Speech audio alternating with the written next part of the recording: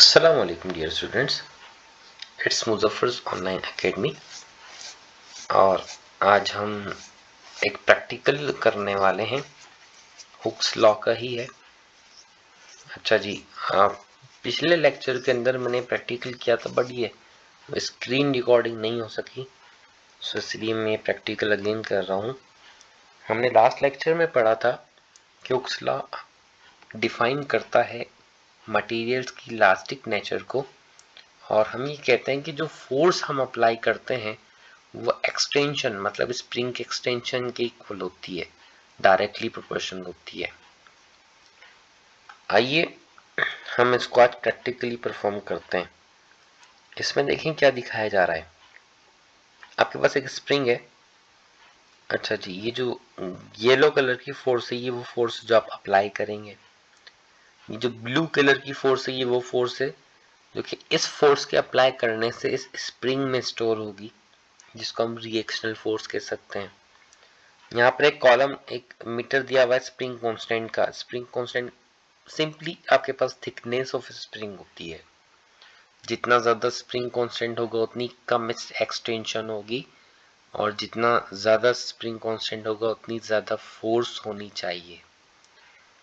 इस वाले प्रैक्टिकल में हम पढ़ेंगे कि अगर हम फोर्स बढ़ाते हैं एक्सटेंशन बढ़ती है, यही हुक्स लाता है। लेकिन स्प्रिंग कांस्टेंट बढ़ाने से एक्सटेंशन कम होती है, क्या ये बात हकीकत है? तो हम देख लेते हैं। देखें जी, मैं अब इसका स्प्रिंग कांस्टेंट बढ़ा रहा हूं और इसकी एक्सटेंशन मुसलसल कम हो रही है।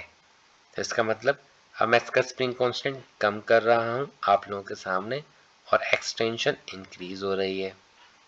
ये एक्सटेंशन बहुत ज़्यादा इंक्रीज हो गई है क्योंकि स्प्रिंग कांस्टेंट बहुत ही कम हो गया है। ये एक्सटेंशन बहुत कम हो गई है क्योंकि आपका जो स्प्रिंग कांस्टेंट है वो ज़्यादा हो गया है।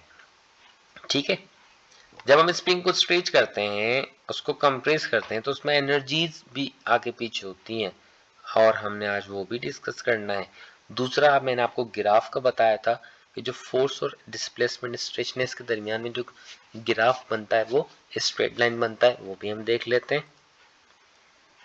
डियर स्टूडेंट्स, इसमें आपको दो कॉलम दिए हुए, ये डिस्प्लेसमेंट, दूसरा स्प्रिंग कांस्टेंट। ठीक है, अच्छा जी, अब हम क्या करें इसमें। देखें, आपको ये 39 न्यूटन फोर्स में इस पे लगा चुका हूँ। ये पोटेंशियल एनर्जी का ग्राफ है, ये भी देखते रहिएगा। वो पोजीशन जिसपे आपका स्प्रिंग कांस्टेंट स्प्रिंग रेस्ट में रहता हो उसको कहते हैं मीन पोजीशन, और स्प्रिंग की वो पोजीशन जिस पर आपका स्प्रिंग कंप्लीटली स्ट्रेच हो या कंप्लीटली कंप्रेस हुआ हुआ हो उसको हम कहते हैं एक्सट्रीम पोजीशन। जब आप इस स्प्रिंग के ऊपर फोर्स लगाएंगे तो लाजमी सी बात है ये आगे मूव करेगा, एक्सटेंड होगा अपनी एक्सट्रीम पोजीशंस तक। जब आप इस तरह से एक्सटेंड होने के बाद ये कंप्रेस होगा, फिर एक्सटेंड होगा, फिर कंप्रेस होगा, फिर एक्सटेंड होगा। जब ये स्प्रिंग अपनी एक्सट्रीम पोजीशन पर आ जाता है तो उसकी पोटेंशियल एनर्जीज पर जरा गौर कीजिए। इसकी पोटेंशियल एनर्जीज के अंदर बहुत ज्यादा होती है, लेकिन आहिस्ता आहिस्ता जब ये अपनी मीन पोजीशन के करीब आता है तो उसकी पोटेंशियल एनर्जी बिल्कुल जीरो हो जाती है, और अगेन एक्सट्रीम पोजीशन पर आने के बाद इसकी पोटेंशियल एनर्जी इंक्रीज हो जाती है।